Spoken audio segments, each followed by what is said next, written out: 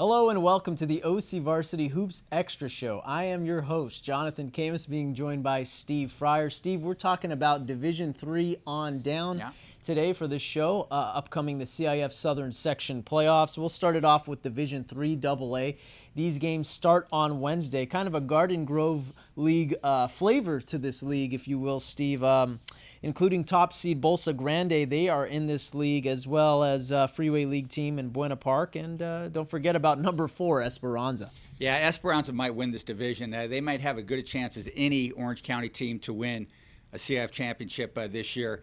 KZ Okpala, fantastic player. You know, one guy, you know, can make a difference in sort of those middle divisions. But you know, Kettering's a good player. They've got a pretty nice team.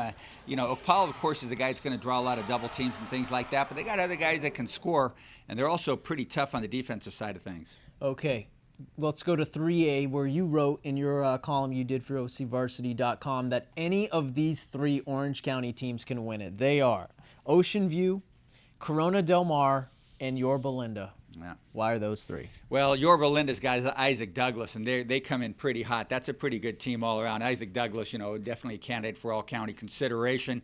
Corona Del Mar comes out of the pretty tough Pacific Coast League. You know, a lot of people thought Corona Del Mar would win that league. Northwood did, went undefeated. Pretty good for Northwood right there. And then, you know, the other team that you're looking at is Ocean View, and Ocean View went undefeated, as expected, in the Golden West League. Really not tested. They haven't played anybody very good probably since December. So it's going to be interesting to see, you know, if Ocean View can kind of crank it up against the better competition that they'll see in the playoffs. All right, moving on down, we have Division IV AA, where the Trinity League number 5 team that finished number 5 in the Trinity League, Jay Sarah's in this one, and on the other side is Laguna Beach. Yeah, Laguna Beach, always really good in this division.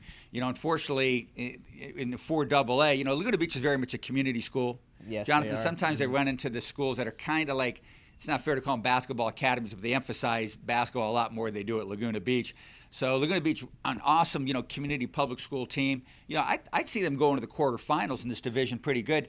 And then Jay Sarah, you know, comes out of the Trinity League. They only won a couple games in Trinity League, but you know that's a team that is going to do a lot of damage in that division, playing, you know, some of the smaller schools out there. There are some pretty good other smaller private schools in this division as well. Something I don't like about the playoffs that we still have to fix. Maybe we'll fix it next year rather, with a competitive equity model, is that Jay Sarah, a private school from the Trinity League, the elite league around, is playing at Costa Mesa. Costa Mesa is, you know, one of those smaller community-based teams. You know, it kind of like, I just don't like the way that matches up.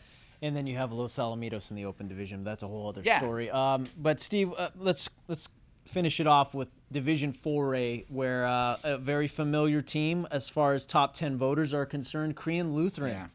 They're in division. What do you think? I really like that team a lot. Boy, they've got some really good players. They got, like, when you see them, it's like 5'6'4" guys out on the floor who are all really good, you know, all well-rounded players. And, you know, Korean Lutheran all of a sudden, you know, is emerging as one of the top small schools in sports all across Orange County. But this basketball team, they have very good athletes and very well coached. They're going to be fun to watch. Any final thoughts as we head into the opening round of the CIF playoffs? I know you mentioned a little bit about some teams might not be in certain divisions and other things like that. I'm sure we'll hear a lot from county coaches this week. It's not as bad as it used to be. You know, they fixed some things. You know, they've had this program that's been going on for about 5 years now, where you're first set in division by enrollment, and then how you've done in the past couple playoff years. They move you up or down. Next year, enrollment will have nothing to do with it. Just go into a division slotted by your past performance. I'm looking forward to seeing how that goes. Things are getting better.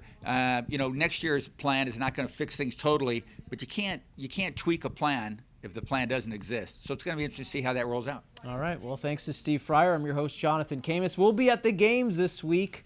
And for all your latest playoff updates, check out OCVarsity.com, where we've got you covered.